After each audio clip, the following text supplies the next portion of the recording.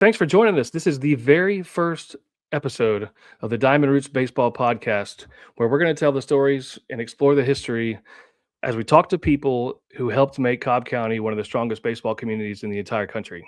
So, I'm your host, Peter Jazarnak, and alongside me on this journey is Dave Harden. Dave, I appreciate you being here, man. This is going to be awesome. Yeah, absolutely. I'm excited about it. Dave, a longtime pitching coach with collegiate level college coaching experience and years he spent developing pitchers at a high level. Pitching is a really critical part of this game, and Dave's insight is going to be a huge part of this show. So I'm super glad to have you here. But I have to do this and come full disclosure, Dave. I coached you when you were 15 and 16 or 14, 15, something like that. Yeah. It Yep. was 100 years ago. But again, kind of mirrors this whole podcast that we're trying to do and tell the stories. But on top of me coaching him, he ended up coaching my son at Nelson Baseball in the last 5 years. I think he was 15 or 16. He was 17. He was 17. I got you. 17. I got you. Gosh. Okay. Hey, we're a team. Yeah. We're a team.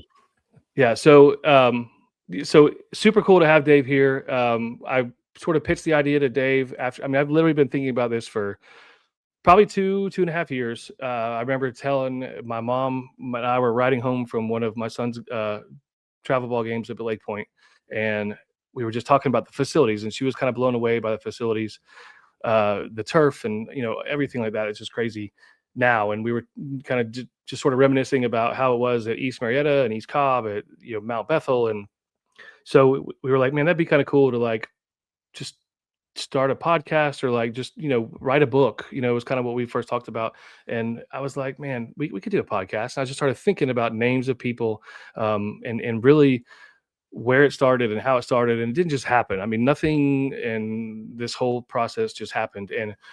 And to be totally honest, we've shot a couple other episodes and we're reshooting this first one just because that's we kind of got a different vibe and we understand how we want this show to go.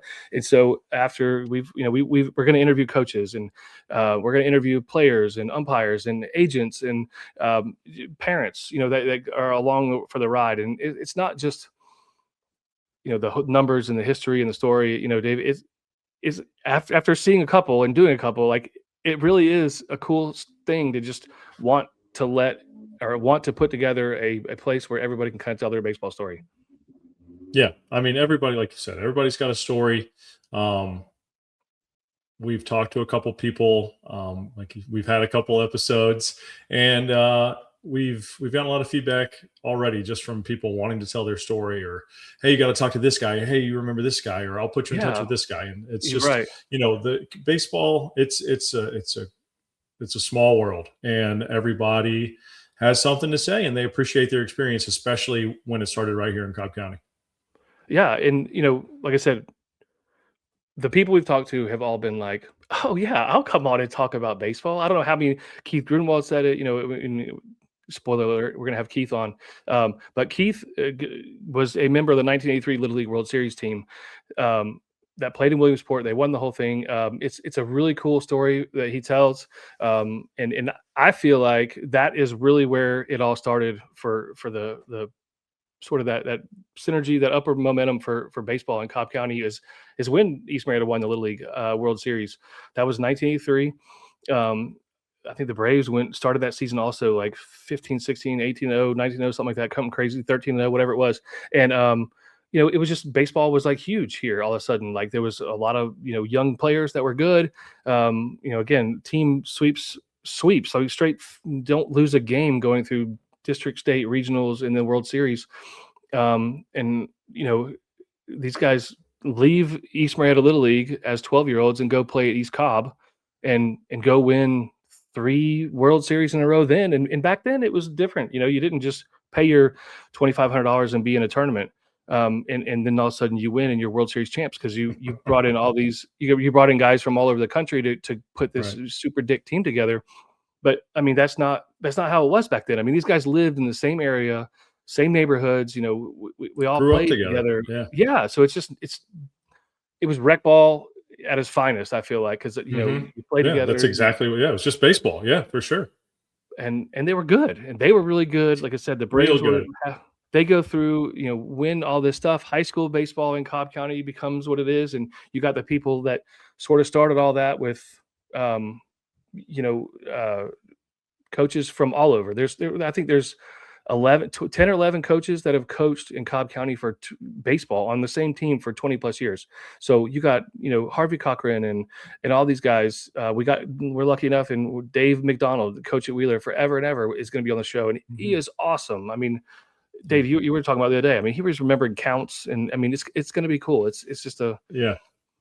No, and to see those guys even now, wanting to talk to these new coaches that got the torch passed from somebody like a Coach Hansen or Coach McDonald or Coach Cochran, right? I mean, they got to see that, and so there's even more of an appreciation for that, which even extends the legend that is Cobb County baseball.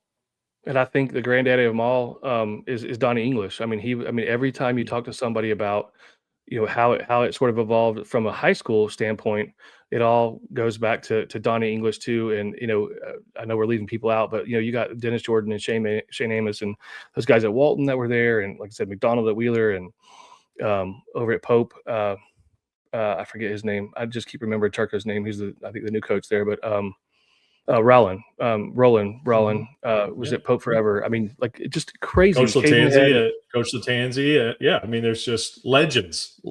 So it's really cool. I want to be able to get into a situation where we can talk to these guys, or have somebody put us in contact with some of those people. So, and we're doing this all like it's kind of grassroots. We're not, if you want to sponsor, great, please do. That'd be awesome. We'd love to pump your business, and let's do that. But part of it too is the social part of it, and we want to push the social media, and we have a website, cobbcountybaseball.com. Subscribe to our YouTube page. I think it's scrolling at the bottom of the screen, or it should be. So it's just this is grassroots. Like we talked about earlier, everybody's got a story. So many people want to come on and share. So if, like I said, hit us up on the social media, cobbcountybaseball.com. You can get to our Twitter and Instagram. Dave's kind of heading up Instagram, hopefully. And I'm messing with Twitter. So it's going to be a lot of fun. I mean, I just feel like X. Yeah, sorry, X. I don't know. I just don't can't get past that. Okay. I think everybody's going to know what we mean. But one of the things that we will definitely do is what we call the leadoff spot. Let me, if I can get my things right and make sure I do this correctly. Here we go. It'll be the leadoff spot. Ta-da! And I really like this because I'll say this probably every episode, and I think I have said it every episode. But I think your favorite player growing up, like your idol, like whoever it was that you idolized growing up, says a lot about you as a person. But also, like, most importantly, as like a baseball player.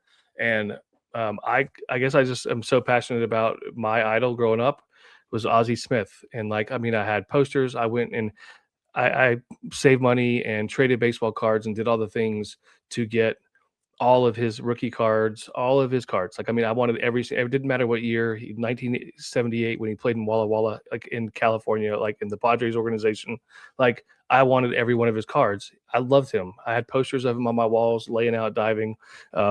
So to me, I was a middle infielder, gap to gap hitter, speed, and knew the game. He was, kind of similar, and that's just kind of what I always wanted to do and who I always wanted to be. So that is my leadoff spot, favorite player ever. Dave, tell me yours. Mine's Greg Maddux. Absolutely Greg Maddux. Watching him growing up in Atlanta with the Braves, doing what they were doing throughout the 90s. I got to watch him, Tom Glavine, John Smoltz, Mark Wohlers, Steve Avery. All those guys throw. But, it's interesting to think about it, because throughout my career, which, I was going to have a career or not have a career, whatever, I threw strikes. And I learned that just watching Greg Maddux throw. And it was, looking back on some of those old highlight videos, there's an expanded strike zone for sure on some of those. But just watching somebody control the strike zone, not having to overpower guys, think, compete, have fun. And especially like as I got older, to know that he was a guy who just messed with people in the clubhouse, and you know was a good clubhouse guy, that made it even more special for me, I think. But I had a lot of guys to pick from. Growing up a Braves a pitcher. I mean, you play everything when you're young, but being a Hey, pitcher and Maddox, watching the Maddox, Braves. he loved his hitting too. He was a pitcher that liked to Yeah, hit man, and was chicks actually dig the decent at long it. ball. Chicks Yeah, it's one dig of the the best long commercials ball. ever. Definitely one of Ever. the best. Oh, it's so good. Um, so I grew up here in Cobb County. I played East Marietta Little League baseball. I thought it was the greatest. I had the greatest coach, Ernie Morgan and Lynn Cheek, and just great guys, just absolute characters. Uh, Ernie Morgan was this big, tall, giant monster guy that kind of had a limp and didn't really say a whole lot. He was real gruff. I mean, just kind of mean. Um, Old but school. but you listened to what he said, because when he said Right. something, like when he called you over and said something to you, you listened. And He meant we it. He meant it. yeah, and is just a really good baseball guy. He died. Lynn Cheek was he also passed away. Man, it sucks. But Lynn Cheek, I mean, he was a character too. I mean, he was just like kind of short guy, gray hair. Read a book. I mean, literally, the guys driving down 75 to work, we would see him reading a book. I mean, he read a book in this little station wagon that he had, but he smoked a cigar, and it was like constant. I mean, he always had it. If he wasn't smoking it, it was in his mouth, and he was chewing on it, whatever. But when I we love would that. take batting practice, at practices, he would your last pitch, and he threw sidearm too. So he'd kind of Gene Garber like sidearm crazy, and For he BP? yeah, just like when we were at I practice, it love it. was crazy. That's Yeah, how he okay. threw. That's how he Yeah, threw, I and it mean, was yeah. like, and so he in his the last pitch, you have to run it out, and he'd blow out this huge. I mean, he'd suck in this huge thing on a cigar, and he would just blow it out, and he'd have this big giant ring of smoke around him, and then all of a sudden, out of like 3/4 slot, lower than 3/4 slot, he comes this wicked. He called it a. We didn't do curve. They wouldn't let us throw curveballs. They called it a side seam, and it was just basically grabbing the Oh, the ball old and side it seam. seems The old kind of side yeah. So, seam. but you throw it like a fastball, but you just throw it this way. You don't throw it this way. I was, Right. because it was Like supposed a to be curveball. Right. Like a just like curveball, just like just a only curveball. different. So Just just like a different. heater, but yeah. Hey, Yeah. guy knew what he was So doing. yeah. So man, and we lost the championship all 3 years. I played there so back then Mm. you got on a team and you stayed on a team in Little League. And so I had the same coach for 3 years, and he it was awesome. And we were really good. Oh, I had a ton of fun. Lots of good people. I still remember to this day about them. And again, that's what this whole podcast is about. Is like telling these fun stories. But yeah, we lost every year to the Dodgers. Ugh, God, I sucked. It just Well, drove I me mean, crazy. but you remember it, right? I mean, you know, you grew up a little before me, and me on in West Cobb, right? I mean, and growing up playing over at Oregon Park and growing up with some really good ball players, some really good athletes, it's really interesting because a lot of the people we're going to talk to are, East Cobb guys. I mean, I get it, right? But I mean, Cobb Sure, County's Cobb County, right? And when you're talking about, East Cobb baseball, or we're talking about East Cobb baseball kind of coming up and all these guys in this area coming through, it's really cool to me because, yeah, Oregon Park, we were, it's a rec league. We were playing Dizzy Dean, I think.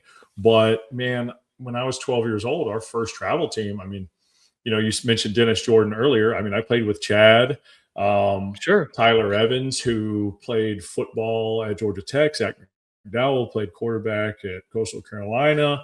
JT Clint. I mean, all these guys that were and are guys, and it was really cool not knowing, right? You're just a kid seeing Sure. like how you can come and you compete, and then the next thing you know, there's travel ball, right? And so Yeah. it's I mean, it's I an mean, I interesting. remember coaching you. I mean, so that talk about the athletes. I mean, there's one of the guys I played with on East Marietta Little League All Star team was Patrick Manley. I mean, long snapper of the world. I mean, like just he's got a college award named after him. I mean, like play with the Bears for 13, 14 seasons. I mean, he's like Right, the greatest long snapper that played, right. and it's Jody, crazy. Jody, Jody you coach. I Meeks, Jody mean, Meeks, Jody yeah, Meeks. I mean, just crazy NBA. yeah, I It's think he just played for just 11 cool to see. years, right? Right. I mean, that's legit. I That's mean, it. it's That's crazy. it. Yeah.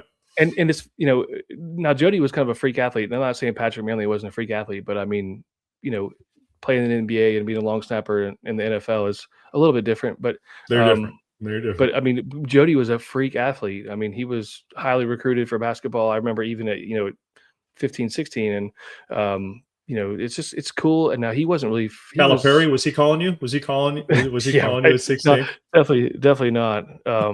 But it's just cool, how it's sort of transformed from, what it was into, and for me, I love the fact that, like, I'm able to, I've seen it, like, I've seen it as a player, You've seen it. Yeah. kind of East Cobb turn into what it was back, now those guys were older than me, don't get me wrong, but like, I played for Gary Baldwin. Hell, he coached me in basketball. Like, he was a basketball coach at Walton High School. Right. And it was just, it was crazy. So I kind of saw that, and then um, you I watched mean, you've them, seen it. you I mean, saw I'd them. just say you've really seen it all. You've seen it all. I mean, I would say, you're younger than my dad, but he's seen, just like he's an old school Marietta Well, guy, the Smyrna your guy, dad has seen played it for Coach all. Latanzi. He got, offered out of high school to play pro ball, and he turned it down to go play football at Georgia Tech. So, I mean, Sure. that's, I mean, but there's it, there's that time because you were always involved with baseball though, right? And sure, he yeah, was too, but not like while you're seeing only what he's reading in the paper a lot of the time. If I'm coming up playing rec ball and stuff like that, he's right. coaching, and that was probably But when you were it was the lighting up the paper. right, right. But it's just it's I don't know. I just feel like we've sort of I was late '80s, early '90s, kind of into East Cobb, and mid '90s, and then high school ball, at Walton, and they won the state championship my sophomore year, and Right. it was crazy, and It is I crazy. wasn't even on that, and I'm not saying that I was that good. I'm just saying, like, it was pretty loaded, team to You were a win. sophomore, I was a sophomore and didn't play. I mean, I didn't right? get pulled up to play Yeah, on that team. So, and right. They're loaded. they were loaded. I mean, it's Yeah. just crazy, and it was fun to watch. And then those guys also went on, and that's kind of when East Cobb sort of got to be a big deal, Hmm. before the complex opening. And then Yeah. I got out of I went and I actually got drafted out of high school, didn't go, and then got coaching right away. And as I started Yeah. coaching, it was you coming through there. It was Danny Prago was coaching the Yeah. 13s, Absolutely. and dude was, I mean, we were like amazed at what they had, and what he could teach them to do. And we were like, holy crap, this is Yeah. legit. I was coaching with Yeah. David Carr, who started 643 with Danny Prago. I mean, like, David stayed coaching with Prago when I started coaching you. So, like, that was Okay. sort of when I I transitioned to gotcha. all Yeah. that. And so when We were better. Danny played We were better. no doubt. But it was crazy because it just kind of saw the complex open, and then Yeah. as a I remember parent, we played in the first tournament. I remember playing the first tournament at the complex, like the yeah, first game, 9 a.m. Saturday, never been played on before. That and was going from Mount and Bethel, right? you're right, Or and, wherever. right. It Yeah. was kind of all over the place then, but then I, I remember the first game they played on it with turf. It's just Yeah. it's Sure. crazy, like, how it's just sort of transformed. Right. I remember With my coming my back when I was at son. Chicago State. Sorry. When I was No, coaching Chicago State and I'd come down and recruit, and I came in and it's all turf. I'm like, what the hell is this? right, right. Like, I mean, it got bad. Um, but obviously the advent of Lake Point, and the birth of Lake Point and that whole thing, and that's just a sight to behold, and it's a great place, and the facility is unbelievable. So it's just kind of weird to see it all, and then got kind of go through the high school thing, with my son and the recruiting process, and you obviously have been through the recruiting process, and you've been on both sides of the recruiting process. yep. Yep. Yeah. So I mean, when we'd come down, I think, so, in Chicago, it's cold at the start in February, in sure, March. And so we'd come down and we'd play, like Lake Point used to have, I don't know if they do anymore. They used to host like a college tournament, open tournament, whatever. And we practiced over at Kennesaw Mountain. And a lot of my guys from, the Midwest or elsewhere, I mean, they couldn't believe the facilities, I yeah, mean, and, you know, that's how most of Cobb County's facilities are as far as baseball goes. Sure. Anyway, I mean, almost have I mean, to at this point. I remember when Mount Bethel.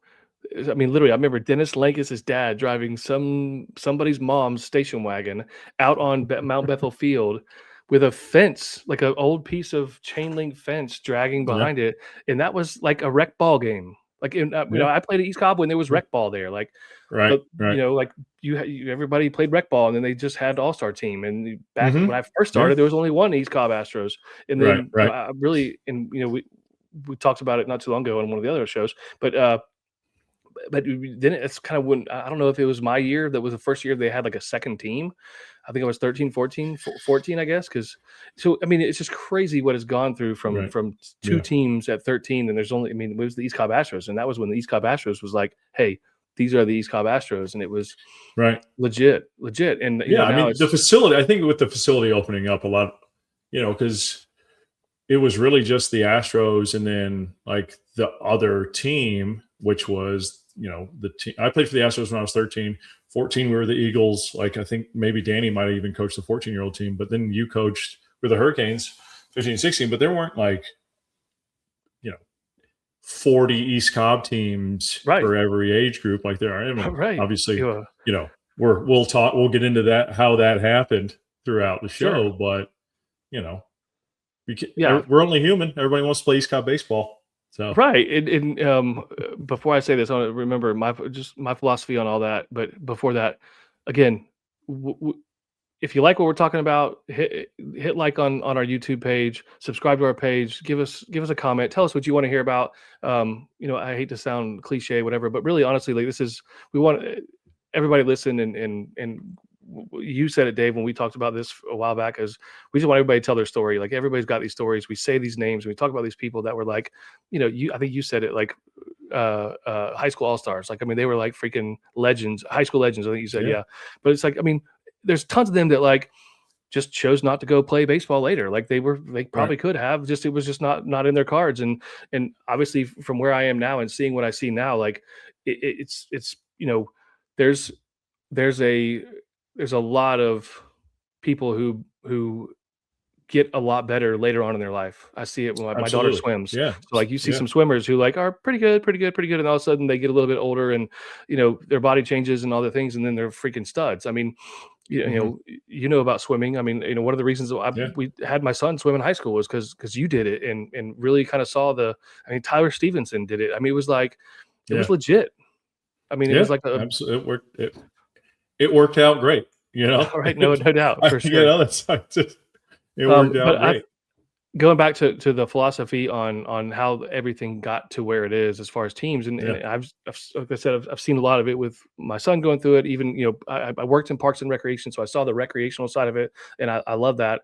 My philosophy on coaching, as a coach, being a coach, is your job is 100%, not to win, not to have fun, not to your job 100% is to make sure those kids want to come back and play baseball and love it as much as we do.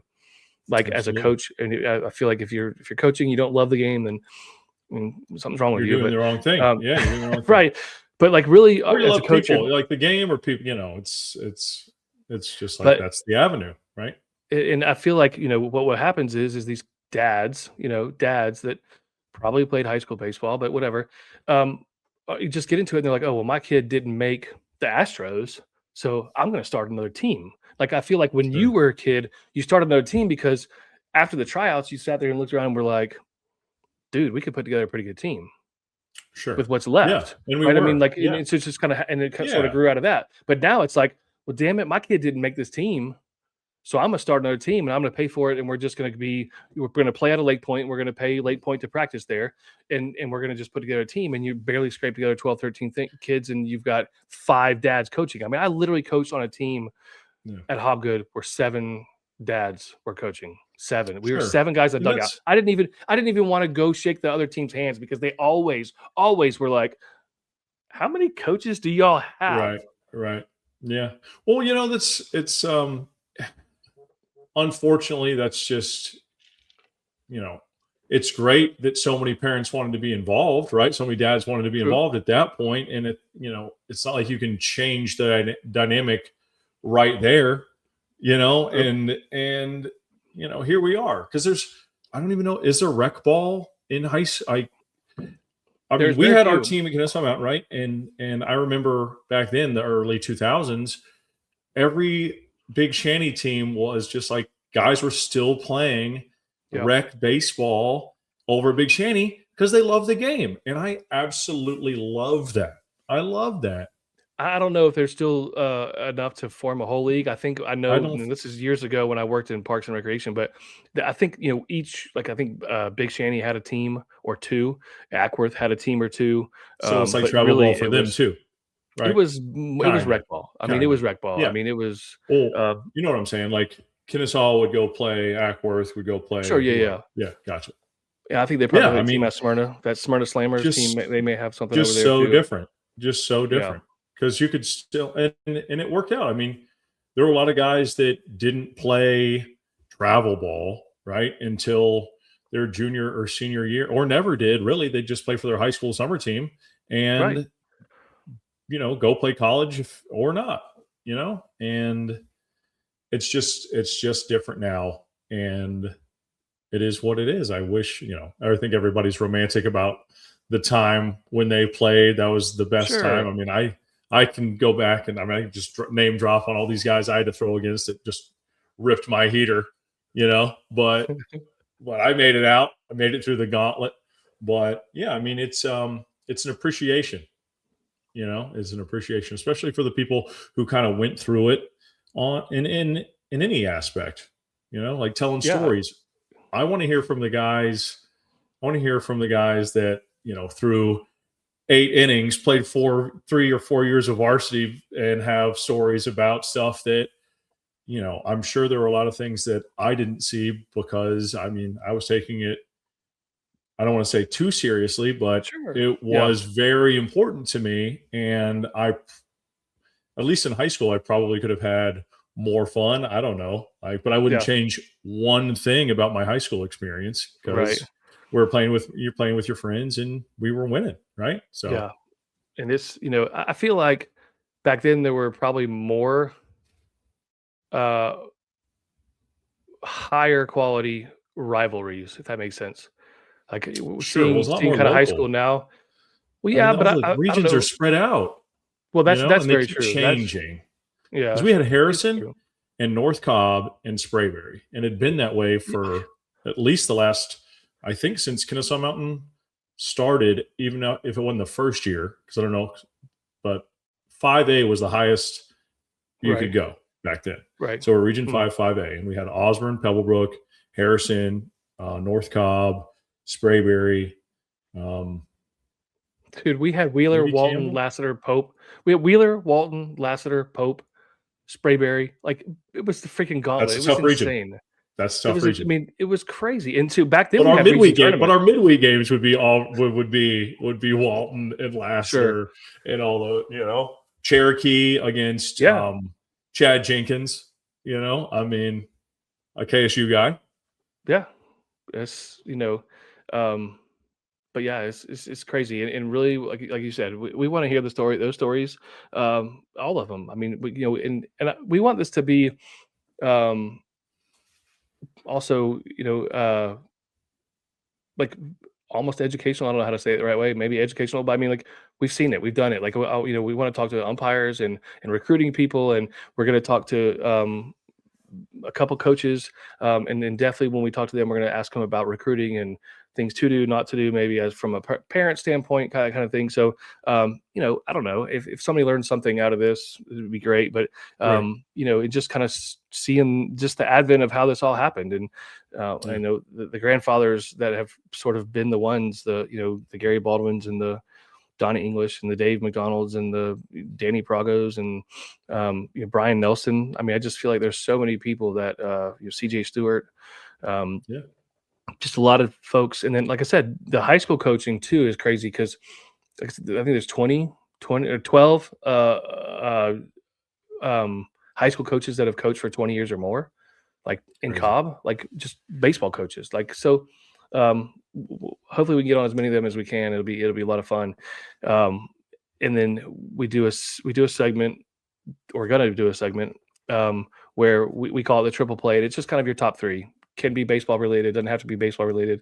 Um, so some stuff outside of baseball, but because we're just sort of doing get to know you, whatever, we're going to do today for us, you and me, we're going to do a top three, Dave.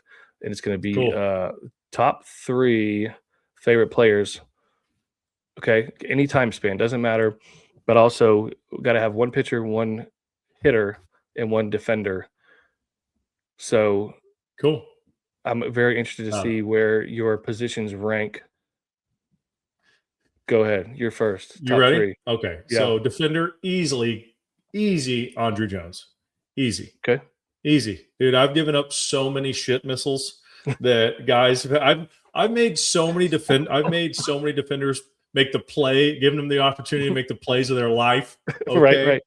Gotcha. Good one. and he made plenty of those for Yeah. a lot of my favorite pitchers growing up. So for sure, okay, Okay. All right. especially with how Andrew hard Jones. guys hit the ball off me. Okay, Okay. then you know, pitcher, pitcher Greg Maddux too. I mean, Yeah. and Yeah. For sure. even past like the pitching and the demeanor stuff like that. Like as far as I think how many Gold Gloves did he win? Oh, 10. 13, I think. I mean, I think he's got most. 13. No, he's got more than that. Yeah, I think he's got 13, maybe something Yeah. like that. And so Yeah, that's crazy. that was another thing, thanks to Greg and thanks to my dad that they really instilled being able to field your position, being an athlete on the mound. That's one thing I absolutely took pride in.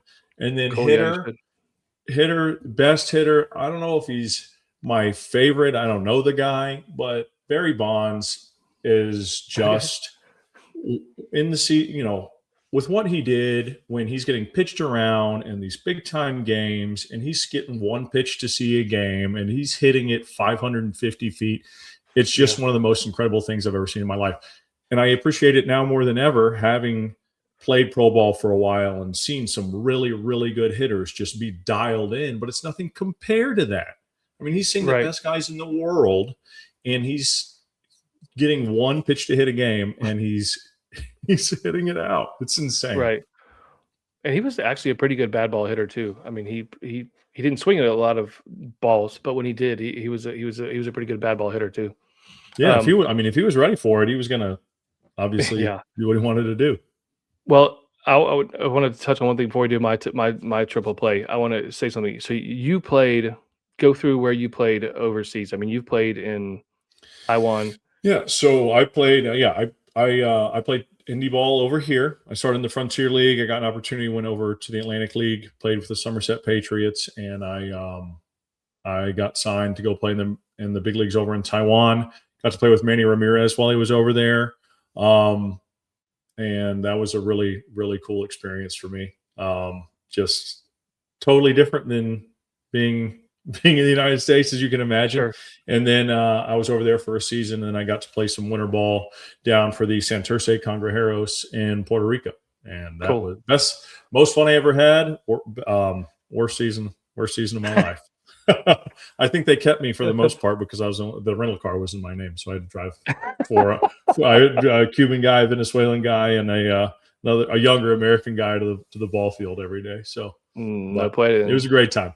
Great time. That is awesome. And before that, I want to touch on this too because we forgot about this. Before that, you played at Kennesaw Mountain. You started pitching at Mercer. Yep.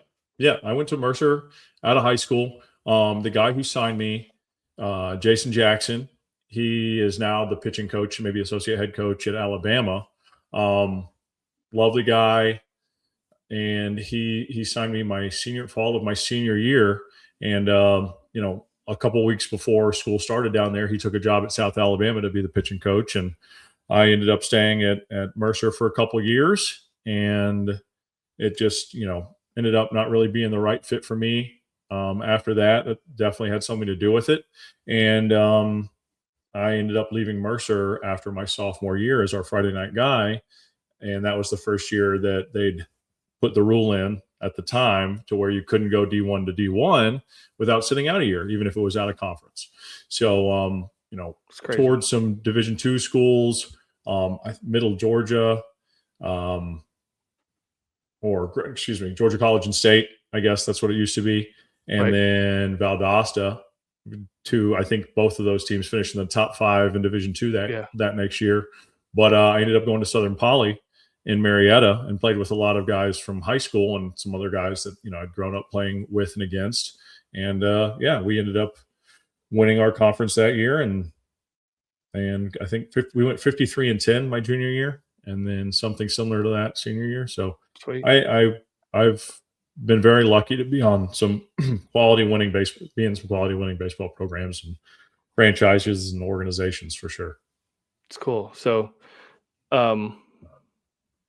glad we got through that, because I wanted to make sure that I just want to make sure that everybody knew that you knew what you're talking about. Well, But does it not seem like it? no, but I just want to give your proper credentials I on know, that. man. I appreciate it. I appreciate it. Because it's fascinating to me. I mean, we'll talk about it later, but you telling the story about having a 5th inning smoke break at all the There's games a 15 in minute Taiwan. smoke in Taiwan. I mean, Come on. Hey, Come on. subscribe to the show. Subscribe to the show, and you'll hear all about it. You're But yeah, exactly right. 15-minute There's smoke good break. stories about it. 15-minute smoke break after the 5th inning for the umpires. Every single game in Taiwan, everyone, and most of them, That's nuts. the clubhouses don't have AC, so you're just laying there. It's 500 degrees. You're working through a game, and you've got your trainer. I mean, it's just like Mr. Baseball or any parody baseball movie you've ever seen. And the baseball is great, but man, it's like your trainer's working out your arm but he's got a heater in his mouth and just ask, oh, you're ready to go, or he's asking about how you're feeling. It's I mean, that absolutely is a thing. Man. So that's got to be terrible for the home team. Yeah, because you go as the home team, right? It can go a while. You're a pitcher and you get off the field, you go to the top of the inning. If you come in, so you got your 5-minute smoke break, and then you got 15 minutes smoke break. A long inning. That's a long inning. Then you got a long top of the inning. They make a couple pitching changes. Absolutely. Score 5 or 6 runs. Go back out there. There's an injury, and then you got to go back out there. 100%. Man, yeah, that's it's crazy. insane. That's nuts. So my top 3 are triple play. Have to be Ozzie Smith, defender, number 1, all the things. Like I said, grew up, just loved him. Got to meet him. If you look at the go on our X page, the picture is me. So I'm walking down. It's literally the first weekend I started this job I have now for 8 years ago. Walking down the concourse at the airport, and I see this guy, and I'm like, that guy kind of looks like Ozzie Smith. He's walking towards me, and I'm walking towards him, and I'm like, dude, that's got to be Ozzie Smith. It's got to be Ozzie Smith. And I walk past him, and I look back and kind of look over my shoulder, and his backpack was a Rawlings backpack, and I was like, I know for sure that's Ozzie Smith. I turned and hightailed backwards. I was like, I'm going to kick myself if I don't go back and just say hello. And so I hightailed it back, and I was like, excuse me, sir. And I was like, you're Ozzie Smith, right? And I didn't know what to say. And he was like, yeah, dude. I sat there and talked to him for about 5 minutes. And if I had it do all over again, I would have definitely been like, hey, can I buy you a beer? Like, I want to, let's go talk. But talk to him for about 5 minutes about how I grew up here in Atlanta. And he's like, oh, well, he didn't know that. He was like, oh, you're a Braves fan? I was like, yeah, I'm a Braves fan. But I was like, I grew up being a huge Cardinals fan. And he was like, oh, where are you from? Where in St. Louis are you from, or whatever? And I was like, no, I'm from Atlanta. And he's like, I was rattling off first baseman, second baseman, Tommy Herr, Ken Ober, all the things. Whitey Herzog, the manager, whatever, and he was just like blown away. But it was awesome. Got to meet him. So he's number 1, a top number 1. Number 2 is going to be a pitcher, and it's kind of a tie between Nolan Ryan and Pedro Martinez. I think Nolan Ryan is I think the greatest pitcher that's ever pitched. I just think he was a freaking horse with all the innings, all the strikeouts, all the no hitters, the one hitters. I mean, none of those records I don't think will ever be broken. So definitely Nolan Ryan, dude's a stud. Number 3 would be my hitter, and I was a gap to gap guy, so the power was never really a thing. Griffey Jr. always had, I thought, a really sweet swing, but I think Big Papi, Dave, Ortiz was most clutch, just big dude, great hitter, and I think he's a pretty damn good. And he's a good person for the game. I mean, I think he's really I agree. Good ambassador. He's just like us, international. Yes, you're right. We're Cobb County ambassadors of just the like game. They us. are. He's international. So yeah. So Absolutely. that's kind of that segment. The triple play. It's oh, I was supposed to do this. Sorry. Yeah, this Nice. segment, the triple play. This so we're like I said, we're That was it. that's it. So yeah, it's triple play. Um, so our final segment that we'll do, hopefully we'll keep it going. I mean, all these, it's all subject to change. Who knows? We'll figure it all out as we go along here. We'll But do our best. um, Do our is best. oh, I gotta make sure I do this one right too before we get started. Oh, shoot, can't see. Is that it? Yeah, here we go. Boom. Perfect. All right, Dave's trip to the mound. So Dave, we've talked about it. You were a pitching guy. You were a pitching coach. Um, And one of the things that always sort of fascinated me, even though I played shortstop and I was, able to listen to some of the meetings on the mound, I always thought it was just kind of funny when I didn't want to go up there and talk to him. What in the world someone can be talking about? Now that I've seen it from a dad's perspective to watch, high school coaching and now college coaching, it cracks me up. So it just you're a pitching guy. I wanted to make this a segment that you could take and run with and do what you want to do with it. But you know, talk about that. So yeah, I mean, I love that you say that because there's just so many different things the segment can be. Sometimes something's going on, in the world that we might talk about, how we can compare it to baseball or life or whatever. There's going to be some people we have on here that I maybe played with or coached against, or I'm not, or maybe even coached. We can talk about some specific mound visits. But Peter, as a shortstop, I got to tell you, and we'll have Dan on for sure. So Dan Hennigan, he is the Astros hitting director in the big leagues right now. He's also the officiant of my wedding, really Nice. close friend. But he brought this up at my wedding that we were playing in New York, Pennsylvania, and I can't. He would remember the hitter, all right. But our third baseman had just made an error, and it was a close game. And he called time. And he came up and he wanted to have a visit with me. He goes, "Hey Dave, don't leave the ball up here. He's probably trying to hit a homer." Very next pitch, I mean, he hit that sucker 475 feet over the Green Monster in York, Pennsylvania. And I just looked straight at him, and he was, head down, kicking the dirt. But I'll never. That's just again. There you go. That's a mound visit that I will never forget Sure, from my right. shortstop. That's Right, so good good. advice. Didn't listen to Yeah. him. Right, so Well I'll try to give better. I'll try to give just as good advice. well, maybe you listened to him, it was poor execution. It's definitely I for mean, execution. yeah, Heater, belt high heater, about right. 91. Right. Yeah, Cockeyed fastball. that's what you're Yeah, looking for. right. No, Yep. everybody is, right down the middle.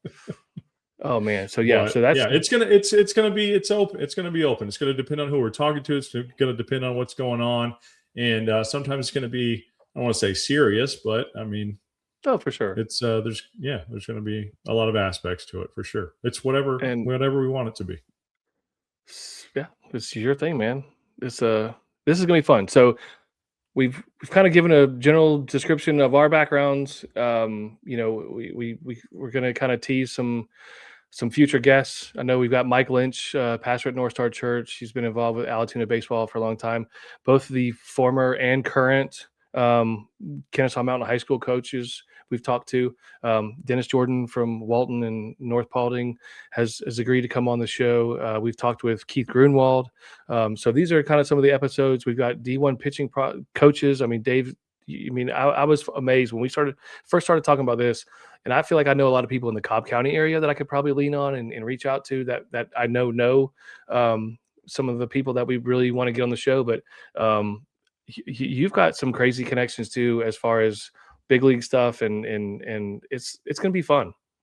Yeah, it's going to be a good time. We've got some good friends out there that played in the big leagues or now coach in the big leagues, or they do TV for my buddy that does TV for the Cardinals. We'll have him on, and Heck yeah. some scouts, some higher up scouts for some of these organizations that I know, and so that know people coming from Cobb County, right? I mean, there's just big leaguer after big leaguer after big leaguer that are from down in this area. So we've got Sure. a lot to cover. We've got a lot to talk about. But yeah, we just want to hear your story. We just want to hear your story. We just give us something to talk about.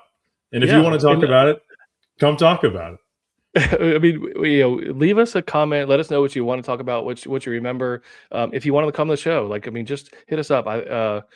CobbCountyBaseball.com is the website. You can get to the X from there. You can get to Instagram from there, but and to our YouTube page. Hit subscribe to our YouTube page, please. We just want to kind of spread the word. And like I said, give us a comment, give us a like, tell us what you think about the show. And, if you want to be a part of it. And I think we're working on having some shirts made and some things like that. And it's somebody that Dave, and this whole thing is kind of a grassroots. Big time. Yeah, let's all just we're big time. But we're big together. Time. Grassroots, big time grassroots. Absolutely. That's high cotton there. But it's kind of our show. This is, again, I'm Peter Jazeranak, Dave Harden, and the Diamond Roots Baseball Podcast. Dave, I think we did pretty good for our first episode. We had a great time. We just come on the show, come hang out. We'll bullshit. We'll tell stories. We'll talk baseball. You're going to be doing that anyway. So come hang out with us. Yeah. I think we didn't mention this, but we may, once the high school season starts, kind of when getting close to the playoffs, if there's a couple of close games, I think we may go out there and just kind of watch them, maybe take some videos and come back and talk about them. And, just random stuff like that. If you want to help out, want to be a part of it, want to give us your scouting report for your team, man, let us know. Seriously, hit us up. Email me at peter@cobbcountybaseball.com. That's our only email address set up so far, but Dave's will have one. So we'll get all these set up, and man, just come along for the adventure with us, man. Like I said, we're just telling all the stories that kind of make up the history of Cobb County baseball, and we'd love to have you. Thanks again, Dave. This has been good. Yeah, it's going to be great. It's going to be great. Well, I think we're out. Episode 1 is over. Finally.